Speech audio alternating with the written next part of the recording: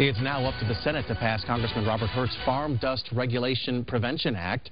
The bill passed in the House by an overwhelming majority. It would limit the EPA from controlling dust on farms. Hurt says he crafted the bill because further federal farming regulations would hurt the area, limit job growth in an already struggling region. James Girardi met with local farmers. He has their side of the story.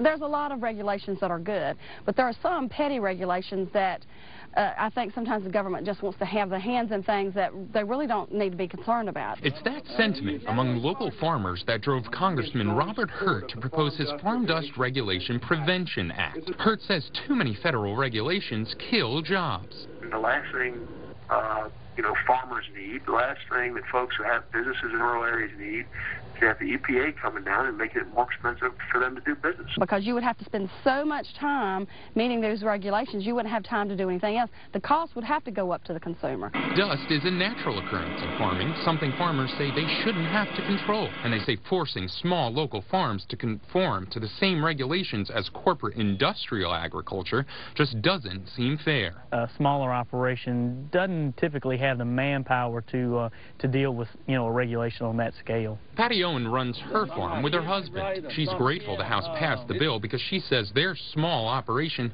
can't handle more government regulations. The licenses and the regulations and the penalties and all the stuff that you have to go through raises the cost for the farmers. In Danville, James Girardi, ABC 13 News. Well, this bill passed in the House by a vote of 268 to 150.